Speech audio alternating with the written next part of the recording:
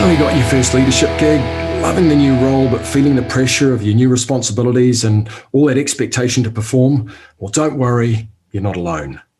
Crossing the chasm from a technical role to leadership, from doing stuff to managing and leading people, is the toughest challenge any leader must make. Welcome to the Human Edge Show, the podcast dedicated to help you do just that, successfully cross the doing to leading chasm. Campbell Such here, Chief Chasm Crossing Guide. I've made all the mistakes so you don't have to. I want to help you learn those lessons much more easily by sharing my experiences and talking with brilliant people who have already figured it out. You'll get great actionable tips, strategies, and techniques to make the transition so much easier and faster for you. Now let's get to it. Welcome to another episode of the Human Edge Show. I'm Campbell Such, and I'm really excited today to have Diana Taylor from Reans on the show with me. Welcome, Diana. It's great to have you here. Thanks so much. I'm really pleased to be here. Diana is currently the Chief Executive of Reans, New Zealand's Crown-owned national research and education network. Reans operates and supports a specialist high-performance digital network that's engineered to meet the unique demands of scientists, researchers, innovators, and educators. With access to large data transfer capabilities and network tools that encourage multi-institutional collaboration, New Zealand has access to the world's unique science facilities and global collaboration opportunities. How good is that? Prior to this, Diana held CIO and General Manager roles at NZ Racing Board and Kiwibank. She brings with her strong strategic and stakeholder engagement skills and experience across a broad range of sectors in both the private and public sectors. Diana is also recognised as a highly capable leader skilled in developing, mentoring, and motivating high-performance staff. So look, that's a fantastic bio, Diana. Thank you for coming on the show. To kick off, what's one thing that not many people would know about you? Yeah, this is an interesting one. Couple of things. One is that I'm mad keen on endurance sport. So I do lots of crazy events and push myself to the limits, both mentally and physically. And it kind of really energizes you to do more and give you focus at work, which sounds a bit odd, but it's just a crazy outlet. And the other one is that I am passionate about making sure that New Zealand is a desirable place to work. So, you know, a lot of the roles I've taken are driven by the fact that they're a New Zealand role, or that, that they are doing something significant to help New Zealand. So, yeah, that's something people wouldn't know about me at all. Wow, well, that's great, and perhaps some insight into you that people in your team and other people that know you might find fascinating. Interesting around endurance, does that mean that someone like David Goggins might be a bit of a hero for you? Do you know who David Yes, Goggins is? I do. Yeah. One of those amazing athletes or people that push themselves beyond. So, wow, that's and it's amazing, isn't it? How focusing on making sure that you're fit and healthy is incredible for giving you clarity and thought at work, and also being able to focus and play the long game. Absolutely. And look, that is something that as you get more experienced and more senior in roles, I think is even more critical, because it's easy to get consumed by your role and by the demands of a role, that often the first thing you compromise is your personal safety and your health and your presence and your ability to lead, because you believe that driving the results for the organisation is more key than actually your own priorities, your personal priorities. So yeah, it is very easy when you move into leadership roles, or pretty much any role really where you've got a passion to deliver and a motivator to really achieve. As you start to move up into leadership and then move in, those other things around your health and fitness and well-being can tend to take a back seat.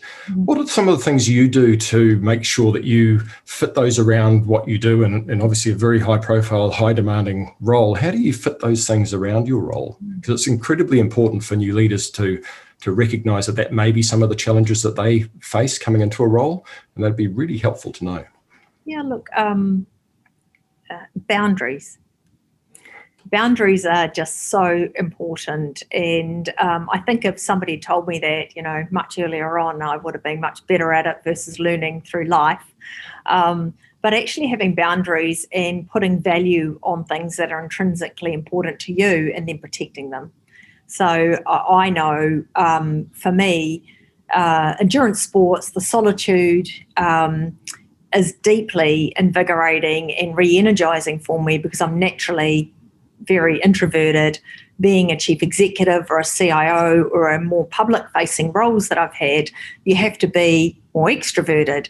So, it's making sure that you get that deep introversion time to re-energize yourself where, on the weekends I won't really be hanging out with 100 people and competing for attention or needing to tell my story over and above theirs. I'm happy to go to functions, that sort of thing, but I really like to normalize it where I probably would have gone out for a couple of hours of riding or running on my own that morning to make sure that I've got the capacity to actually really, be engaged, be present without thinking the whole time, be quiet. Right. And the boundaries are important because, especially being a senior female figure, we, a lot of the role models we have of other senior female figures are that you can have it all. And you can have it all, absolutely. But there are compromises that are made, and without putting those boundaries in place, the compromises you make, tend to be your own self-sacrifice rather than it being, the career or the time you have with family. And so you end up with this dichotomy of carrying all this guilt and responsibility for not actually valuing self. And I've definitely been a offender of that for numerous years before you end up in a situation where you kind of go, actually, you've got a really promising career, you've got a really healthy family life, and you're not so healthy. And if it's something that's really fundamental to you and it is something that, I really place a lot of value on, and you've compromised it, you're not winning. You're not winning at work, you're not winning at home because you're actually not even fulfilled as a human being. So everyone gets what they need except you. Yeah. And how did you come to the realization or that epiphany that was really important in order for you to not just succeed in your role, but succeed in life and somehow, we talk about work-life balance. I'm not sure that's the right way to look at things, but somehow integrating your life with your non-work life with your work life. How did you come to that point? And when you talk about boundaries, what are the boundaries? Are they time boundaries? Or how do you do? What does that mean to you? So a couple of things. Surround yourself with people that you can learn from.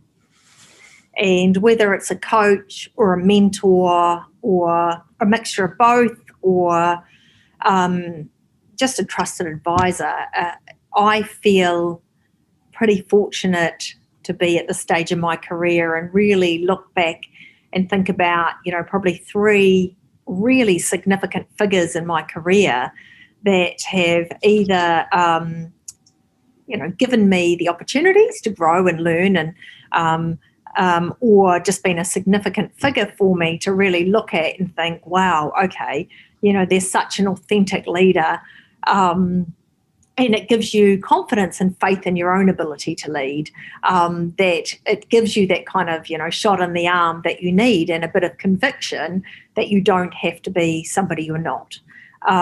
When I talk about boundaries, they are really fundamental things around knowing the leader you want to be versus the leader that you're perceived to be. And I've done lots of commercial roles when I was in the private sector, and I've had to be a person that's driven results, that's worried about the bottom line, that's been hard, that's been commercial, and you learn a lot through that journey. And it was great to have a successful career in the private sector. However, when I left, it was really significant looking back over my 16 years and thinking the company made a lot of money, but I was one of 20,000 employees, and really was I that impactful? And, I did make quite a purposeful decision at that point in my career to say, actually, I want to work for businesses that are orientated towards my values. So you've got to be clear about what your purpose is and what your values are, and put that at the centre of your decisioning. And then the other thing is, the boundaries that you put around that are, when you're looking at roles, you're not looking at the title, the hierarchy, the status of a role. You're looking at, this is a good role, it really interests me, there's an opportunity in there to do something that's aligned with my purpose and my values. And also, what's in it for me? So am I going there to help them, or am I going there to learn something new?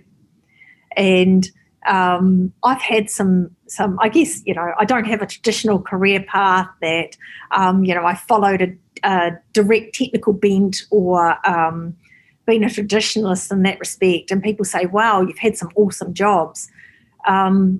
It's not even about that. I think if you go in and you look at the role for what the role is, who you're going to work for, and why you're doing it, you look at opportunities differently than just the status, the hierarchy, or the pay. The pay becomes irrelevant, to be honest.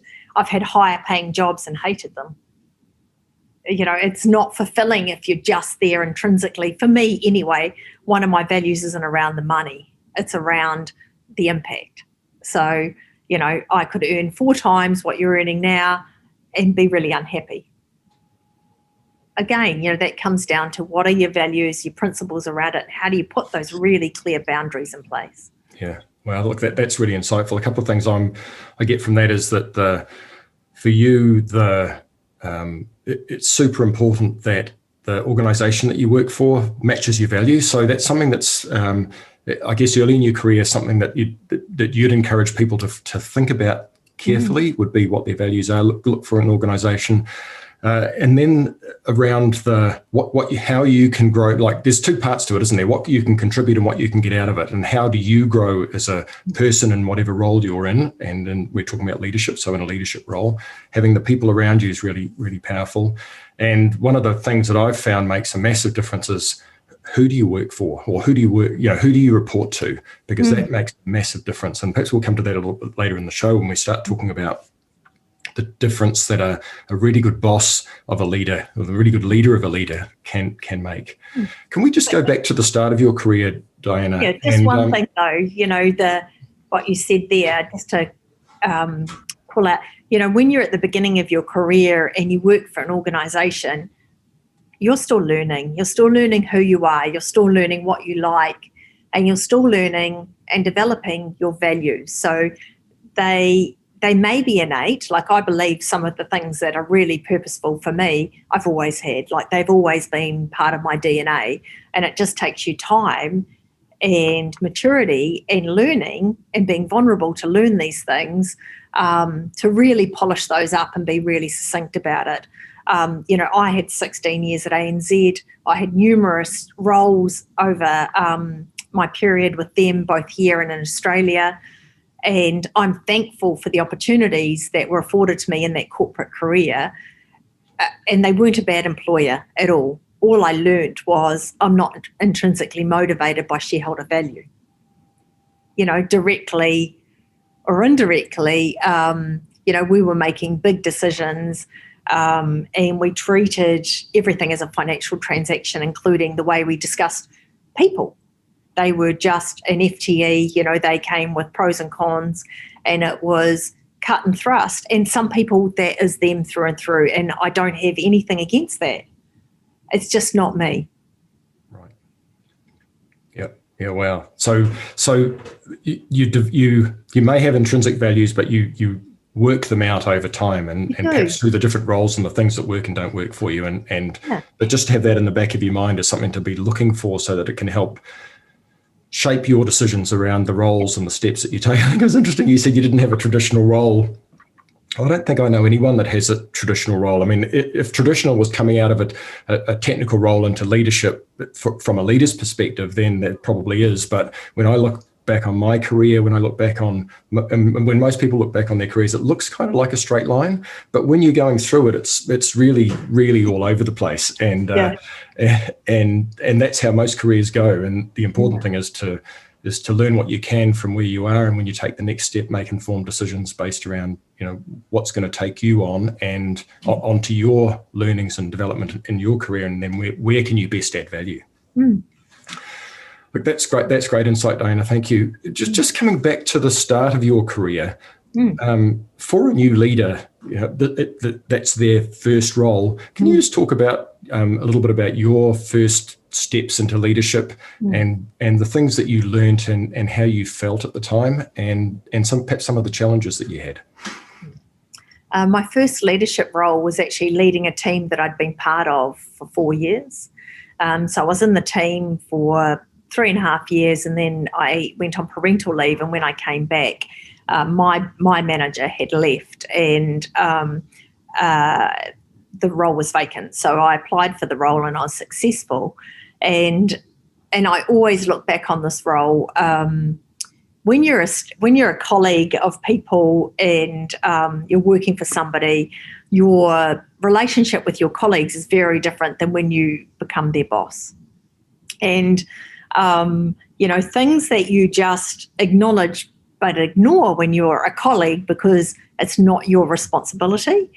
When you're then becoming their manager, that is on you. And it was the most challenging role, and I had been in the role because of my technical expertise, as we all were. And then when you become a manager and you realise that actually to truly develop into the leader that you need to be to lead that team forward, you're going to have to let go. So there was a huge sense of loss. You had to let go of some of the things that had made you, high performing as a team member, weren't going to make me high performing as a leader.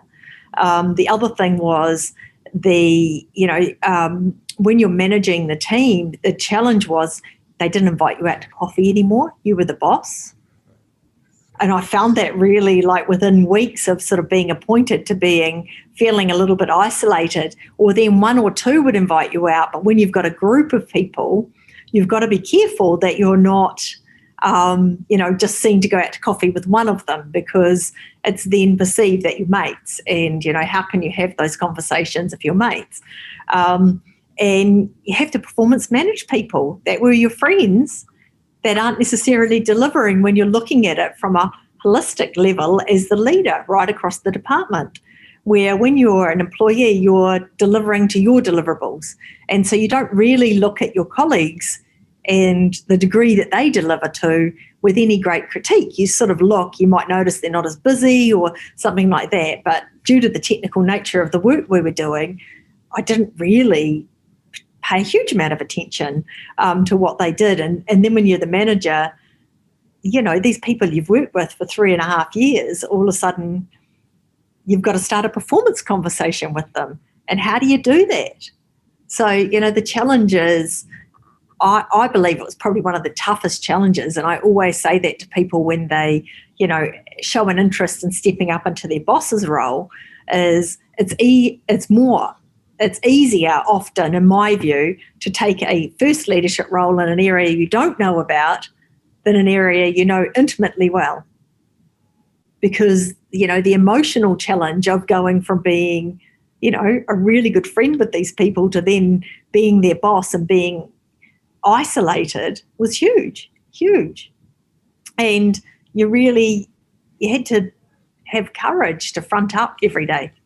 And they knew you didn't know how to be a manager, that it was your first role. So you're kind of learning, they're your test case as you're learning it. When you go to a different role, they don't know all of your background and all of your experience. So, there's an element of they trust you until they don't. When you've gone within the team, my feeling was, you've got to earn our trust. Like, you've got to prove that you can do this because we know you as this person and now you're a different one. And, that was pretty tough. Yeah. And they're watching your every move, and it's those old relationships they're now different, and it's as tough for them as it is for you. And that is. And when you say a different role, you're talking about perhaps working in the same kind of role or kind of area, but in a different team, so that it's you're not stepping up within the team. No. Different team. Different team. So if you're a new manager stepping up from the technical role in the team to the leader of the team and manager of the team, is there anything in particular that you'd advise someone to do or not to do that might help make that transition a little easier? Yeah, there's a few things. When I moved to Australia, I had a colleague. He was much older than me, and he pulled me aside. And he said to me, "Your toolbox is full." And I looked at him as if to say, I'm not sure whether that's a compliment or an insult or exactly how to take this. And he said, if you want to learn and you want to be the best leader you could be, you have to start with a new toolbox. And you will acquire skills and strategies and techniques, but none of the ones that you've used to date are the right tools for the future. And I thought, but I've been promoted. Like, I've taken this big global role, and all these things that are running through your head around self-doubt. Geez, if I let some stuff go, what will people think of me? Like, how will I be credible and all that sort of stuff?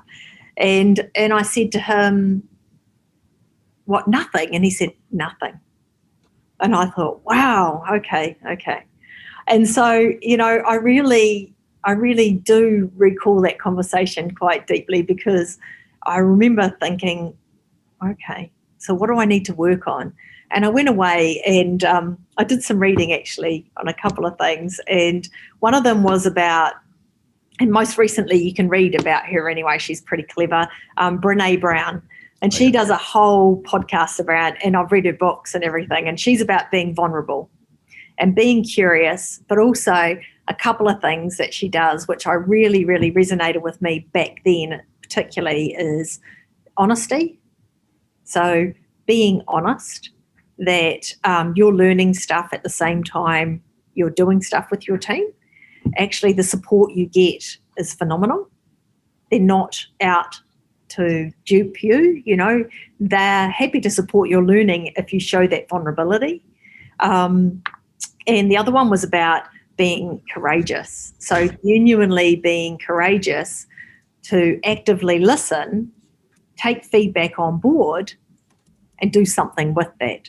Because my natural instinct would be, to ignore this old bugger and think, well, they gave me this bloody great role. Like, they didn't give it to me because I'm incompetent. But then the other part of it was, he was completely right. I would never have grown. I would have just tried the same stuff that I'd always tried versus actually getting the results that I got, because I took people with me. That was a massive thing that I learned. I could drive delivery, I could drive positive outcomes for the business, but it was really lonely when you do it all on your own. And by actually really pulling my senior leadership team together and saying, I'm new to this, I need your help to get this outcome. That's really vulnerable. And you have this corporate veneer where everyone wants to think that they're all in control and that they've got all the answers. And having the courage to have those conversations that were really honest was really hard. But he's right. You do fill your toolkit, and you fill it with so many things that you didn't even know were possible if you actually let yourself be open to learning. Yeah. Well, that's That's so insightful.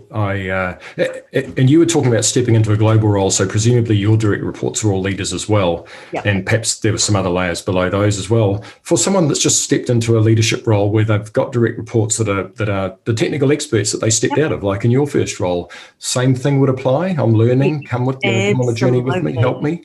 Yeah, and when I did it with my team, because they knew that I was learning, I wasn't expressive about it. And so then, there were a number of times they were like, well, you should know this. You're our boss, It got a little bit tense, where when I took on the next role, I was just really honest with them. Hey, I'm learning this stuff. You guys are breaking the rules at the same time. I'm learning what the rules are. How do we work through this? Maybe that's just a communication thing. It's around, that expectation setting, and really, you don't have to know everything. That was a big learning. Yeah, that's really powerful, isn't it? I've met a lot of leaders and been there myself, where you feel that you have to know everything. That whole I can't let it slip. I can't let people see that I don't know what I'm doing, because I might appear to be incompetent or weak. The whole imposter syndrome thing. Whereas it's actually the opposite. That if you think that you have to know everything, it's going to put a lot of stress on you, a lot of pressure, and ultimately you're going to be answering all the questions, making all the decisions, where actually you don't have all the answers. And so I've found a far more powerful approach is to focus on asking really good questions and uncovering stuff and helping other people provide the answers themselves and work it out for themselves, rather than me having to do it all for them. Is that something that is that absolutely kind of the same area? Yeah, definitely. And again, that comes down to some of the values and some of the things that intrinsically motivate you.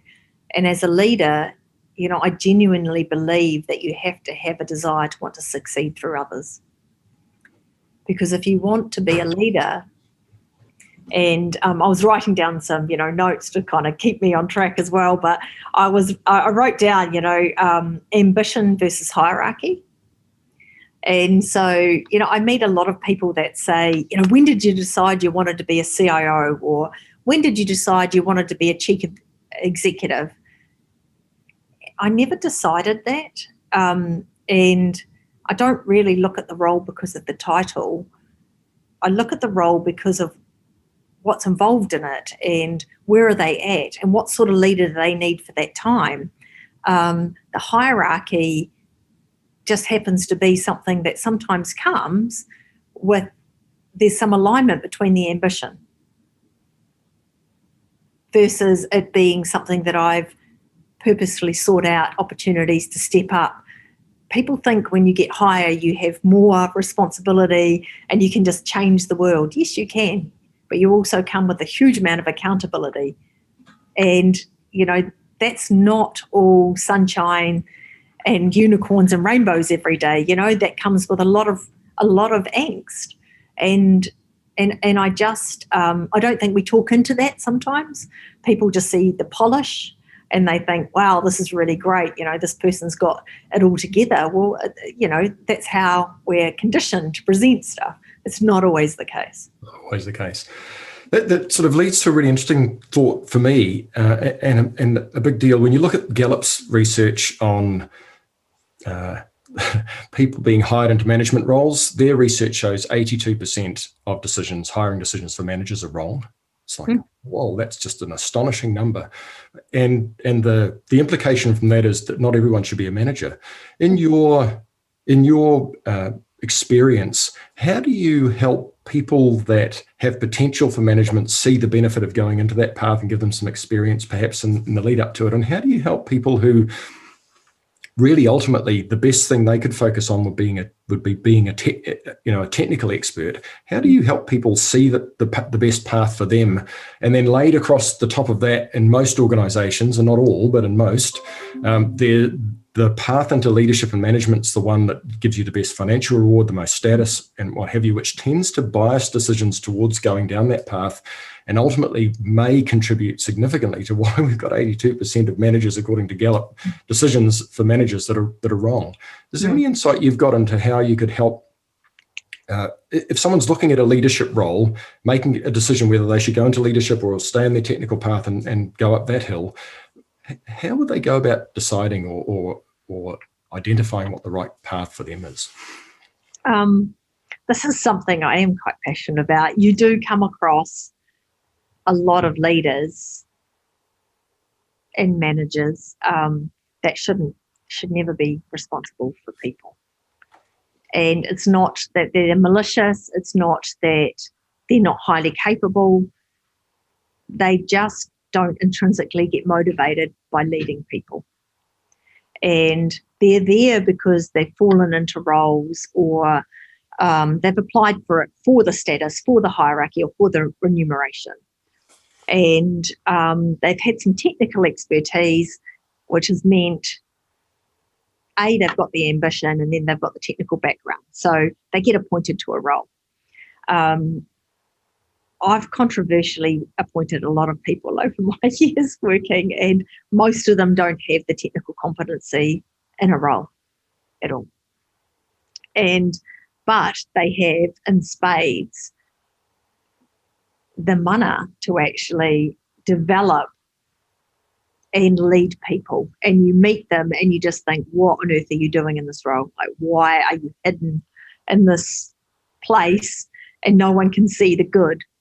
And, I've had some staff, numerous staff over the years that have been highly trusting when I've sort of met with them and I've said, I know you may be indirectly reporting to me or, but what on earth are you doing here? Like, you are just phenomenal. And you have to build a rapport with them so they put some faith in you and some trust in you. And, a number of them I have put into leadership roles or team leader roles, their first ever leadership role, and they have done phenomenally well. And you look at them and you think, you always had that in you. Like, they feel this gratitude towards you, but it's nothing to do with that. It's just that you can see that that's actually what they should be doing. Yeah. And then, you inherit people as you get more senior that are in roles that shouldn't be.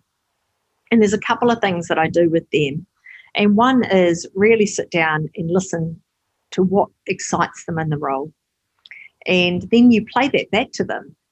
And when they hear it back, what they've told you, and then you say to them, so does that sound like a leadership role? And often it's quite confronting. And there are a couple of things that I like to do. One is to get them some external career coaching. And the reason for that is you can't career coach your own staff because you have a bias. You have a bias because you were employed by an organisation to deliver results. So you're not impartial, whether you pretend to be or not, like it's wrong. And the same as mentoring your own direct reports. It's not healthy because you are naturally going to have a bias towards getting an outcome that's better for you and the organisation. That's just the way it works. And so they then can go through some work with an external that can help them actually come up, what are your values? What's your purpose of being? And what intrinsically motivates you? Because we spend so much of our life working.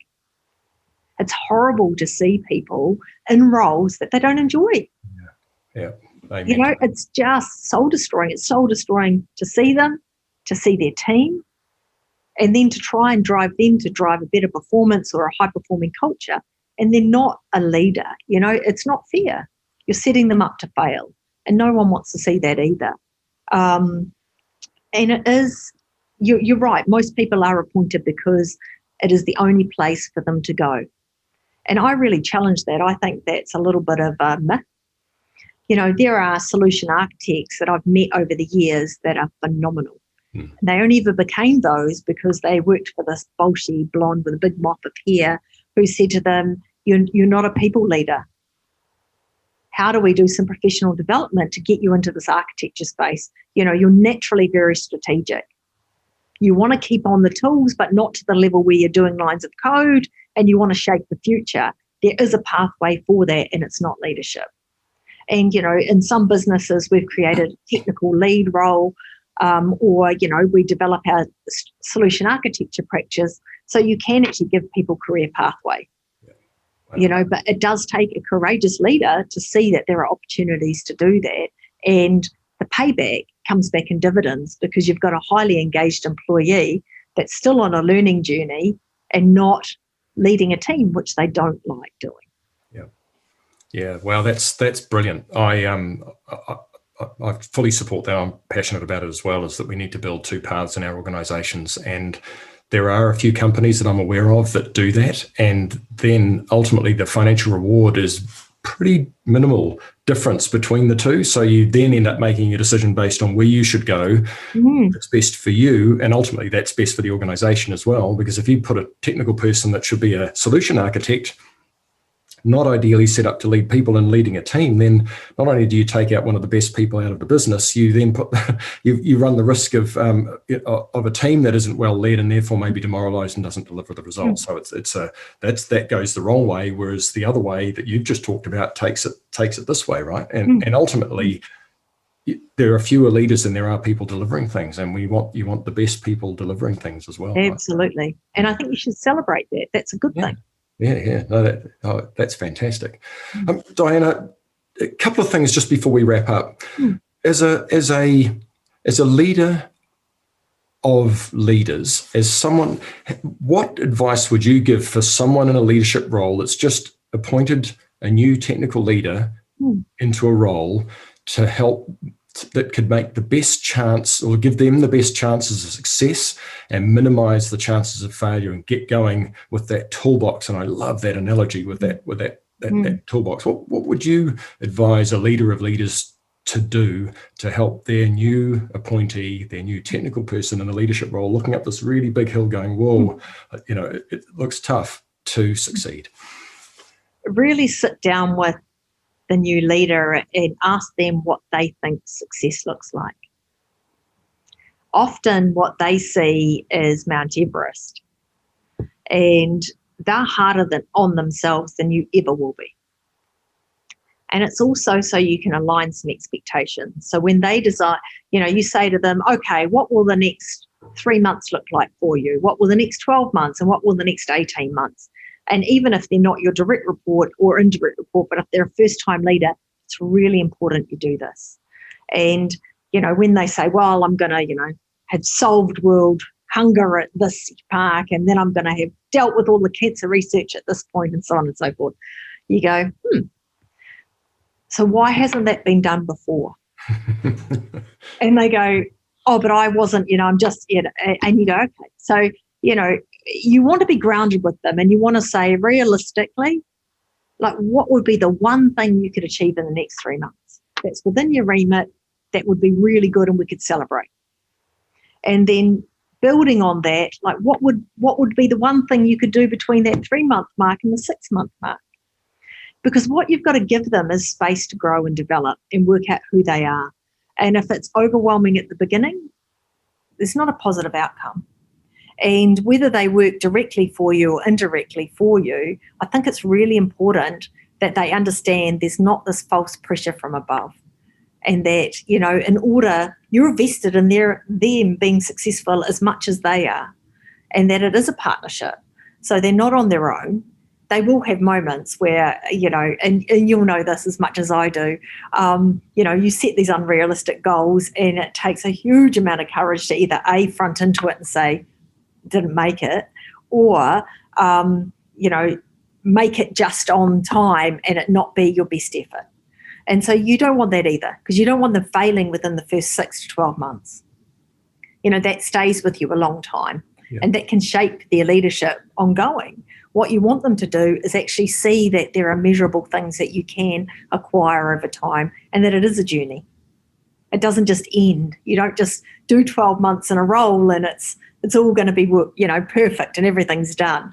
It is a journey. It's a journey. Like, I'm still learning stuff every day. Yeah, and making mistakes.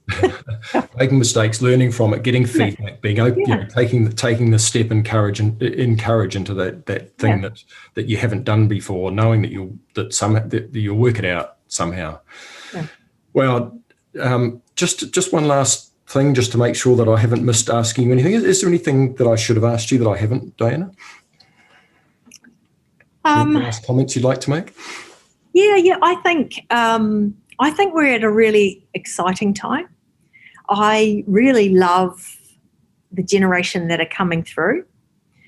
They're not burdened by some of the social conditioning that we had. And I think that's fantastic.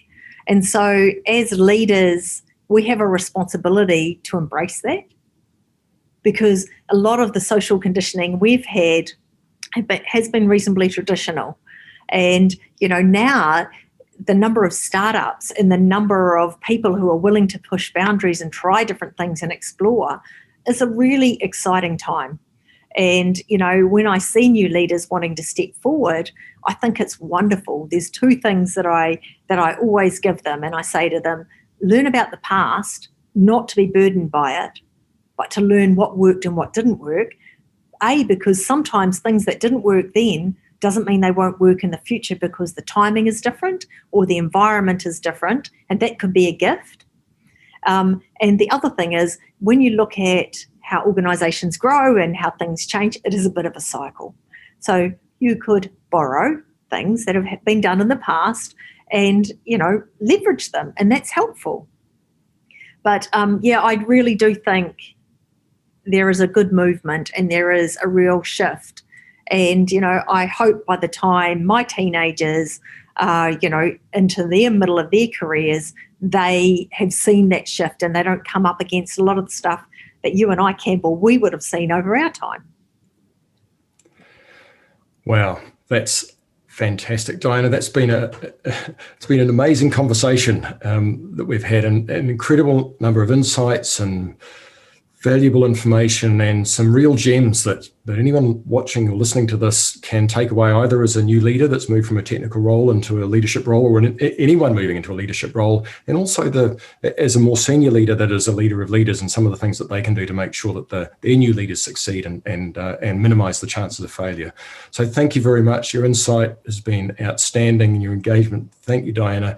It's been great talking to you, and we'll hopefully have you back on the show again at some point.